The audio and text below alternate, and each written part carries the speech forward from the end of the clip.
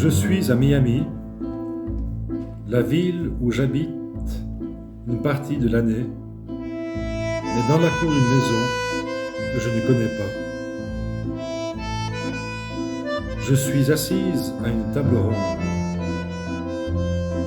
Vous arrivez accompagné de votre ex-femme.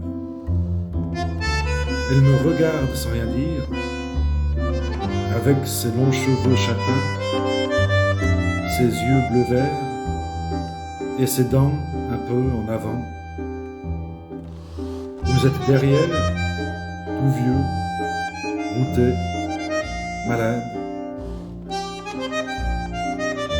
Vous avez une canne et vous boitez. Je sursaute. Que faites-vous là? Vous vous asseyez à ma table et vous me dites: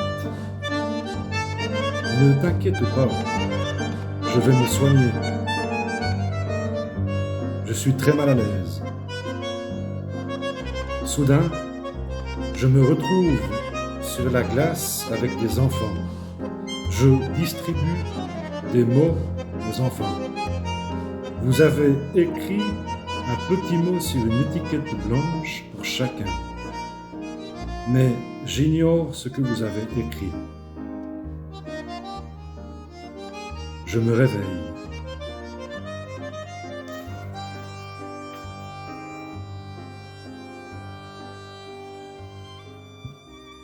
Chapitre 7. Fuir et enfouir.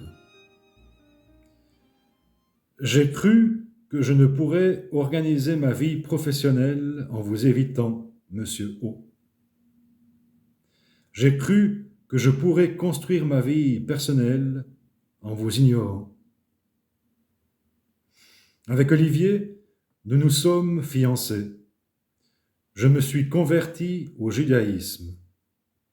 Pour moi, ça a été une évidence. La cérémonie a eu lieu à la synagogue libérale de Copernic. Quand je me suis plongé dans le mikvé, le bain rituel, j'ai eu la sensation que je devenais pur, que cette boue dont vous m'aviez couverte partait enfin. On parle mariage. Je me prends à rêver d'une cérémonie Mazel Tov. Les chaises portant les mariés, tout ça. Mais notre relation au fil des mois n'évolue pas comme on l'imaginait. Mes peurs, celles de sortir, de l'enfermement, de la foule, grandissent et plombent de plus en plus mon quotidien. C'est insupportable pour mon entourage, d'autant moins compréhensible que ces phobies sont nouvelles et qu'elles me surprennent moi-même. Je ne supporte plus l'avion. Je jongle avec mes engagements professionnels. J'annule certains spectacles, notamment au Japon. Je me rends aux autres exclusivement en voiture, demandant à ma mère ou à Stéphane de conduire et faisant ouvrir la fenêtre toutes les 15 minutes. Je devais suivre Olivier en déplacement pour la dernière compétition de ping-pong de sa vie. J'annule. J'ai besoin qu'on me porte. Je ne suis pas en mesure de vivre pleinement une vie de femme. Nous parlons des nuits entières de mon mal-être. Les scènes horribles me reviennent au fur et à mesure des semaines et des mois. Nos relations intimes se compliquent. Il a peur de me faire du mal. Je suis débordé par mes mauvais souvenirs qui me hantent. Olivier souhaite par ailleurs que j'arrête de patiner après le mariage pour avoir un enfant. Renoncer à ce que j'aime le plus au monde, à la seule passion qui me fait tenir debout, je ne peux l'envisager. Nous nous disputons de plus en plus et nous séparons en 2006. Nous nous sommes très peu croisés depuis, mais nous avons gardé beaucoup de respect et de tendresse l'un pour l'autre. Je lui serai toujours reconnaissante d'avoir été celui qui m'a libéré du silence. Sa grande sensibilité lui a permis de deviner ma faille et de me faire sortir de l'amnésie. Je l'ai revu récemment pour lui dire ma volonté de parler publiquement et à visage découvert. Une fois encore, sa réaction a été impeccable. Fais-le, Sarah, il est temps d'en finir avec cette omerta. Parler te fera du bien et tu rendras service à toutes les petites filles. C'est une vraie leçon de vie et de courage que tu vas donner à ta fille. Merci, Olivier. Je trace ma vie professionnelle de façon à vous éviter le plus possible, Monsieur O. Et pourtant, pendant ces années, vous n'avez cessé d'être présent. Je refuse un gala de tous les champions, réunissant Soria Bonali et Philippe Candeloro, parce qu'il a lieu dans votre patinoire. Lors des tournées, les étoiles de la glace, avec l'équipe de France, je suis soulagé de voir que vous ne tenez plus le micro au spectacle. Vous n'êtes plus dans le bus non plus, avec vos blagues salaces et vos mains baladeuses. J'ignore pourquoi vous êtes absent, je ne pose pas de questions, je suis juste soulagé. La logique aurait été que je devienne coach dans le club qui m'a vu grandir, le vôtre. C'est évidemment hors de question. Je décide de monter une troupe de spectacles d'hiver que j'appelle Rêve de glace. Le principe est de patiner devant les mairies sur une patinoire mobile. J'engage une douzaine de patineurs. On s'entraîne à Péheron, dans le 19e arrondissement de Paris, pas chez vous. Patrick G., l'agent qui monte les spectacles, voudrait organiser les répétitions des shows dans votre patinoire. Je lui expose franchement que je ne souhaite pas travailler avec vous, ayant vécu certaines choses désagréables dont je ne veux pas parler. Il insiste. Je finis par lui expliquer précisément pourquoi ce n'est pas envisageable. Il semble choqué, mais pas étonné. Comme s'il savait déjà, lui aussi. Je ne cherche pas à creuser, je suis dans l'action, je veux aller de l'avant, pas me replonger dans cette boue. J'ai repéré un garçon que j'aimerais bien faire entrer dans la troupe. Il s'appelle Jean-Louis, il a 22 ans, il est champion de France junior. Il patine bien, ses portées sont sûres, il est beau et athlétique. Vous l'avez régulièrement croisé, Monsieur O. À cette époque, il s'entraîne dans votre patinoire et sa partenaire a de gros problèmes de dos. On se voit de temps en temps. Je lui montre parfois une technique de portée. Il est fan de Stéphane et de moi-même. Je ne m'en souviens pas, mais je lui ai dédicacé des programmes lors de galas de l'équipe de France. J'ai découvert plus tard qu'il les avait tous gardés chez lui. Il est touchant. Je verrais bien ce Jean-Louis partager la vedette de mon spectacle avec ma patineuse Amélie. Il hésite parce qu'il participe encore à des compétitions. Sa mère voudrait qu'il continue. Il finit par accepter. On tourne pendant 2 ans. Le spectacle cartonne. Les gens font la queue devant les mairies.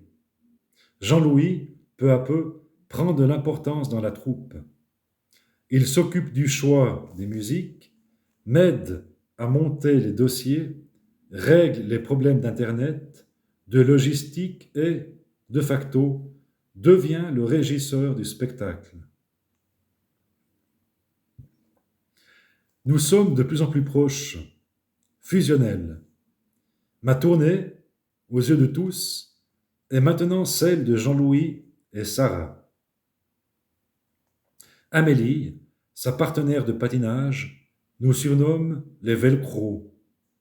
Je suis seul, séparé d'Olivier depuis 8 mois, mais je ne vois aucune ambiguïté dans cette relation de travail. Et puis, j'ai 9 ans de plus que lui.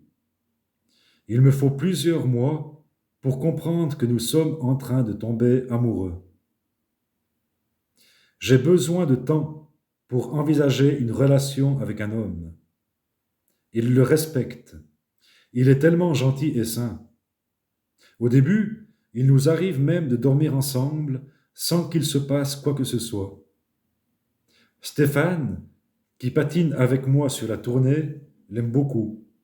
C'est un bon gars, approuve-t-il. Évidemment, je dois lui parler de mon histoire. Je n'y arrive pas. Je demande à Myriam, la psychologue, de m'aider. Elle a noté la date. C'était le 8 mai 2008. C'est dans son cabinet que, ce jour-là, j'ai raconté les faits à Jean-Louis. Sans réussir une fois encore à prononcer le fameux mot qui ne passe pas la barrière de mon cerveau, encore moins de mes lèvres. Jean-Louis a reçu l'information sans plus de réaction, sans me prendre dans ses bras, ni me souffler des paroles de consolation, aussi froidement que Stéphane. Je sais que Jean-Louis est passé ensuite à Bercy pour vous voir, monsieur O. Juste pour croiser votre regard. Vous ne l'avez sans doute même pas remarqué. On n'a plus évoqué le sujet depuis. Maintenant, Jean-Louis sait. C'est bien, c'est fait, mais cela ne change rien à mon quotidien. On vit comme avant, comme si cette nouvelle information n'avait jamais existé. Mes peurs de sortir, de voyager, sont toujours là et on s'en arrange. Notre vie s'organise en fonction d'elle, comme si elle faisait naturellement partie de moi, comme si je les avais toujours connues, comme si elle n'était le signe que d'elle-même. Je finis par le croire moi-même. J'essaie régulièrement de stopper les antidépresseurs, tout au moins de les diminuer. Mais je les reprends toujours, puisque les angoisses reviennent immanquablement, surtout quand je vous croise. En 2009, Holiday on Ice prévoit des entraînements obligatoires dans votre patinoire. Je me suis organisé. Stéphane, compréhensif, m'attend à l'entrée pour que je ne traverse pas le parking souterrain toute seule. Elle ne repart jamais sans moi. Je ne vais pas seul aux toilettes, ni dans les vestiaires. Je m'arrange toujours pour suivre le flux des patineuses. Ma grande amie Marie-Laurence m'accompagne souvent aussi. Sa présence me rassure. Elle me colle jusque dans la cabine de musique normalement interdite au public. Pour les galas qui suivent, Jean-Louis recrute même un garde du corps. Tu fais quoi avec ce gros bras? Rigole Gwendal Pézera. Je souris et je noie le poisson. Quand je vous croise, je vous salue furtivement. Je claque une bise. Je fais semblant. Mais chaque fois qu'on me regarde, croise le vôtre, mon corps sursaute et se met en alerte rouge. Vous connaissez cette sensation lorsqu'un aliment vous a rendu malade, monsieur O. Votre corps s'en souvient et vos tripes aussi. Des années après, sa simple vue vous révulse. Voilà ce que votre seule présence provoque chez moi, monsieur O, la nausée. La tournée d'Holiday on Ice au printemps nous m'oblige à nous déplacer 2 fois par semaine dans toute la France. Comme je ne peux pas prendre l'avion, Jean-Louis, bien qu'il ne fasse pas partie du gala, joue gentiment le chauffeur et combine ses rendez-vous professionnels autant que possible. En 4 mois, nous parcourons 10 000 kilomètres. C'est toujours un gros effort pour moi de partir, mais je me sens protégé, aimé, porté. J'ai confiance en nous. je garde un souvenir merveilleux de notre soirée de mariage au Chalet des Îles, l'été 2010. Il faisait chaud, nous étions une centaine, ma famille était là, même celle de Miami, et nos quelques amis de patinage aussi, Philippe Candeloro, Jean Roland et mon entraîneur de toujours, Jean-Christophe. Stéphane était le témoin de Jean-Louis. Il y avait même des danseuses orientales parce que mon père adore ça. On a dansé jusque tard dans la nuit. Un moment magique. L'hiver suivant, j'ambitionne de reprendre ma tournée Rêve de glace, non plus devant les mairies sur des patinoires mobiles, mais dans toutes les grosses patinoires de France. J'hésite. Mon père me pousse, comme toujours. Ça va être fabuleux, Sarah. Il y aura la queue. J'appelle un producteur qui travaille avec les comités d'entreprise. Il me demande des vidéos de ce qu'on fait. Je suis un peu tendu car je sais qu'il est exigeant. Il a refusé plusieurs projets autour de moi. Mais il est convaincu et il signe pour 2 spectacles en alternance. Le Noël de Princesse Sarah, destiné aux enfants, et Music Hall, plus grand public. Pour ces 2 shows, j'engage 25 patineurs, un cracheur de feu, un chanteur, Fred Angelo, qui devient mon meilleur ami, et bien sûr mon petit chien à la fin, qui vient patiner avec nous. Dessiner les costumes, présenter les spectacles au micro, patiner et faire danser les spectateurs, tout cela me rend très heureuse. La tournée est un gros succès. Les gradins sont pleins. Quelques mois après le début, je tombe enceinte. Le Lido de Paris, où je patine, suspend mon contrat à cause de ma grossesse au bout de 3 mois. Je continue Rêve de glace jusqu'à mes 5 mois. Je me fais confectionner des tenues adaptées qui cachent autant que possible mon ventre arrondi.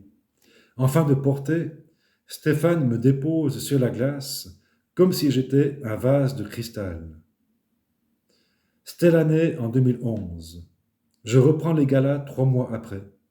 J'ai 10 kilos de trop, plus du tout le même équilibre, ni le même centre de gravité. Je vais vite m'en apercevoir. Le premier jour sur glace, je fonce comme je le faisais avant, et paf, je me prends la barrière. Je m'étale de tout mon long. Je mets quelques jours à me réadapter. Ma mère et parfois ma belle-mère nous rejoignent les week-ends avec Stella. C'est dur de quitter ma fille si souvent.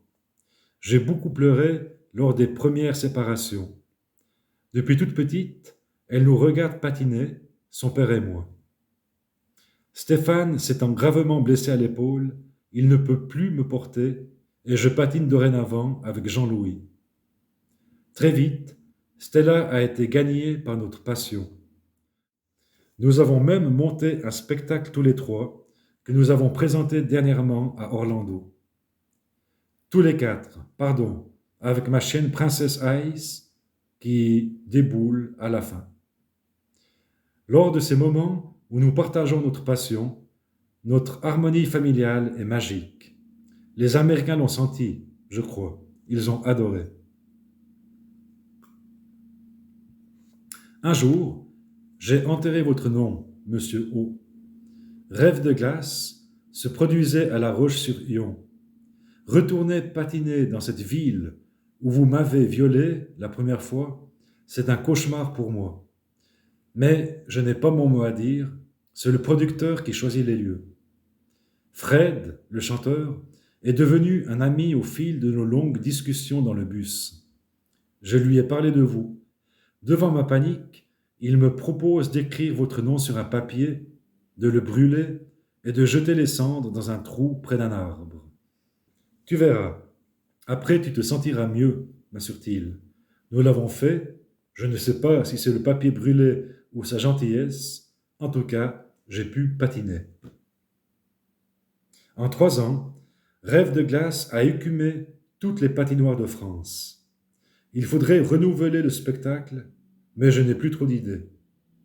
Jean-Louis a envie de développer d'autres projets plus personnels à Miami, où l'on va souvent voir ma famille. Je veux bien essayer de monter des cours aussi là-bas, mais on ne m'y connaît pas. Quand je lui annonce mon palmarès, la directrice de la première patinoire où je viens me présenter va même sur Internet vérifier que je ne suis pas mythomane. Ici, je repars à zéro avec des patineuses débutantes. Ce n'est pas très gratifiant, mais je m'accroche. Et puis au moins, en Floride, je ne vous croise nulle part, monsieur O. En France, vous êtes toujours incontournable. Quand je commence les répétitions de Holiday on Ice en 2014, vous êtes là. J'ai bientôt 40 ans et je tremble comme si j'en avais 15. Pour aller aux toilettes, j'attends toujours d'être accompagné d'une patineuse. Cette Holiday on Ice a un goût spécial. J'y retrouve Stéphane, bien sûr, mais aussi Philippe Candeloro et Souria Bonali. Je connais les garçons depuis si longtemps, nous sommes restés très liés pendant toutes ces années, nous sommes ravis et émus de patiner ensemble. Ces amitiés sont rares et belles. Nous n'avons plus la condition physique de nos 20 ans. Stéphane et Philippe sortent beaucoup en boîte de nuit et ne sont pas toujours frais le soir, mais le plaisir de glisser ensemble sur la glace est demeuré le même. On patine sur une musique spécialement écrite par Maxime Rodriguez. Je me souviens de nous, qui retrace des moments forts de nos vies respectives. Chaque soir, le public se lève et nous acclame de longues minutes. On lui fait face tous les quatre, debout sur la glace.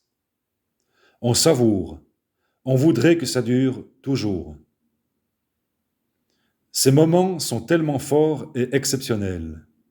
Je ne peux, aujourd'hui encore, écouter « Je me souviens de nous » sans que ressurgisse cette extraordinaire émotion.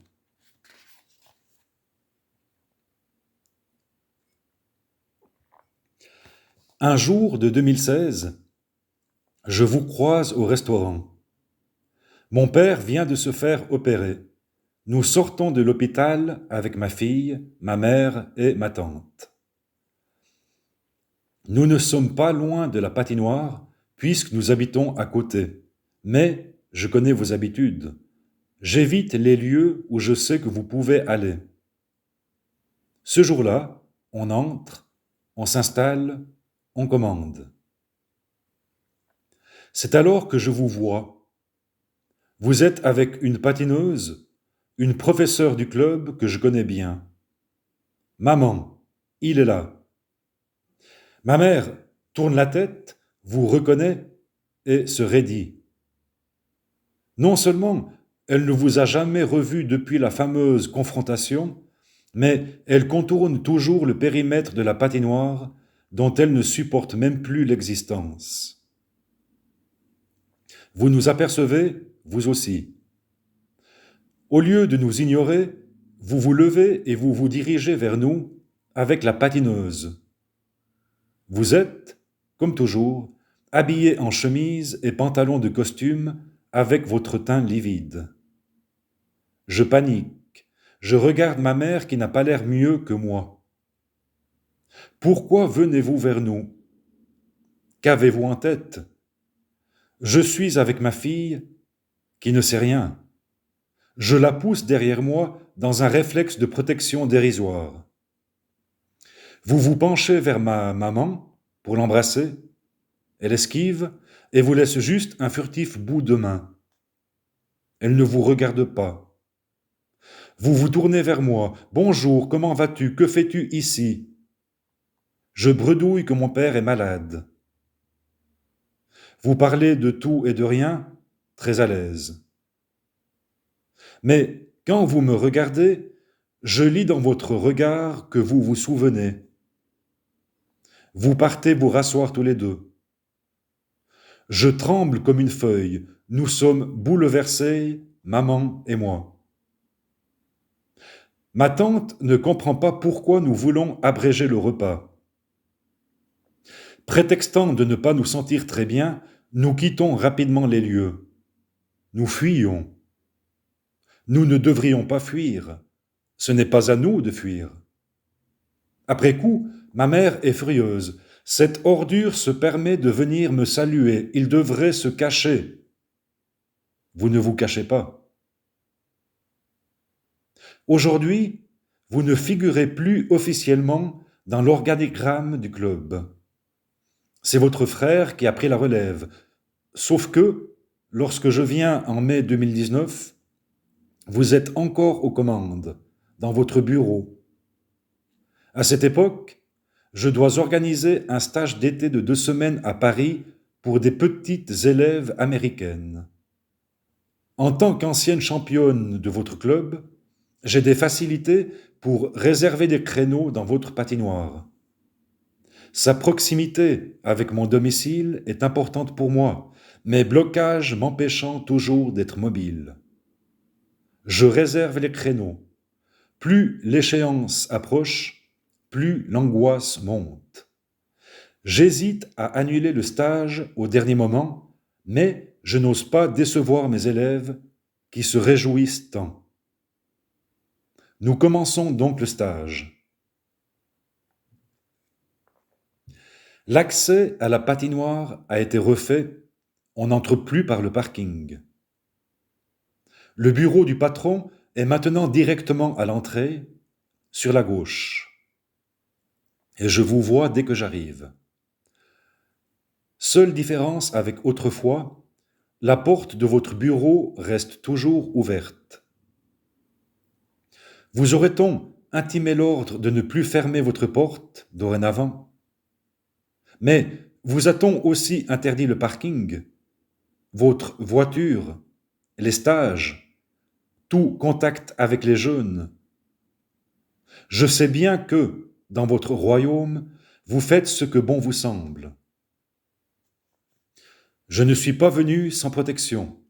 Mon amie Marie-Laurence, qui ne peut l'assurer elle-même, a prévu une personne de confiance qui campe en face de votre bureau et vous surveille discrètement. Pendant ces 2 semaines, le stage se déroule bien avec les filles, que je garde sous mon aile, sans interruption, et que vous n'approcherez à aucun moment. Mais vous apercevoir là, chaque matin, en entrant, dans votre bureau à la porte ouverte, toujours maître en votre domaine, me rend malade. Un jour, en passant, je vous surprends avec un couple de parents et une jeune fille d'environ 13 ans. Je ne peux m'empêcher de tendre l'oreille. Elle aimerait intégrer le club. Vous expliquez que c'est un grand club qui a produit beaucoup de champions, dont les champions de France de couple actuels. Je vous regarde dans ce bureau, je vois cette jeune fille naïve, ses parents qui placent tous leurs espoirs en vous, et je songe que ce stage est une ultime erreur de ma part. Je ne viendrai plus dans votre patinoire tant que vous serez là, monsieur O. Début janvier 2020, vous teniez encore le micro pour présenter le grand show de la troupe du club. J'espère que ce sera le dernier. Bientôt, grâce à ma parole et à celle des autres, ce sont les agresseurs qui devront fuir, et non les victimes.